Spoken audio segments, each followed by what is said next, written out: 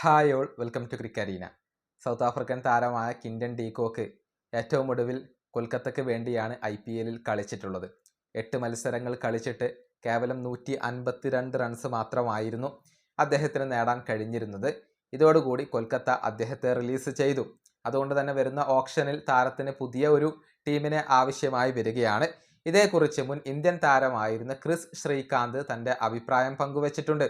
അതായത് ഡൽഹി ക്യാപിറ്റൽസ് മിക്കവാറും ഡീകോക്കിനെ സ്വന്തമാക്കിയേക്കും എന്നാണ് അദ്ദേഹം പറഞ്ഞിട്ടുള്ളത്. KL രാഹുൽ ഉള്ളതുകൊണ്ട് തന്നെ ഡൽഹി അദ്ദേഹത്തെ കൊണ്ടുവന്നേക്കും എന്ന ഒരു നിരീക്ഷണമാണ് ശ്രീകാന്ത് പങ്കുവച്ചിട്ടുള്ളത്. LSGയിൽ ഈ രണ്ട് താരങ്ങളും നല്ല കൂട്ടുകെട്ടായിരുന്നു. ഏതായാലും ശ്രീകാന്തിന്റെ വാക്കുകൾ ഇങ്ങനെയാണ്: DC എന്തായാലും ഡീകോക്കിന് വേണ്ടി ശ്രമിക്കും എന്ന് ഉറപ്പാണ്. കാരണം അവിടെ രാഹുലുണ്ട്. രണ്ടുപേരും LSGയിൽ നല്ല പാർട്ണർഷിപ്പ് ആയിരുന്നു. അതുകൊണ്ട് തന്നെ ഡൽഹി താരത്തിന് വേണ്ടി ശ്രമിച്ചേക്കും. ടോപ്പ് 3യിൽ രാഹുലും ഡീകോക്കും ഒരുമിച്ച് വരുന്നത് ഡൽഹി ക്യാപിറ്റൽസിന് ഗുണം ചെയ്യുന്ന ഒരു കാര്യമായിരിക്കും. ഡൽഹിയിലെ ചെറിയ ഗ്രൗണ്ട് അത് ഡീകോക്കിന് അനുയോജ്യമാകുന്ന ഒന്നാണ്. ഇതാണ് ശ്രീകാന്ത് പറഞ്ഞിട്ടുള്ളത്. ഏതായാലും ഡീകോക്കിനെ ആര് സ്വന്തമാക്കും എന്നുള്ളത് കാത്തിരുന്നു കാണേണ്ട കാര്യമാണ്. IPLലെ ഏറ്റവും ഉയർന്ന പാർട്ണർഷിപ്പ് എന്ന റെക്കോർഡ് രാഹുലിൻ്റെയും ഡീകോക്കിൻ്റെയും പേരിലാണ്.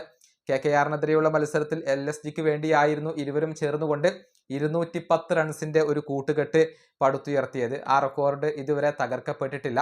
ഇന്നലെ നടന്ന T20 മത്സരത്തിൽ സൗത്ത് ആഫ്രിക്കയ്ക്ക് വേണ്ടി മികച്ച പ്രകടനമായിരുന്നു ഡീകോക്ക് നടത്തിയിരുന്നത്. മാൻ ഓഫ് ദി മാച്ച് പുരസ്കാരം അദ്ദേഹമാണ് സ്വന്തമാക്കിയത്.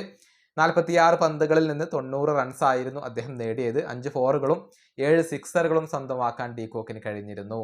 ഈ വീഡിയോ അവസാനിപ്പിക്കുന്നു. അടുത്തൊരു വീണ്ടും കാണാം.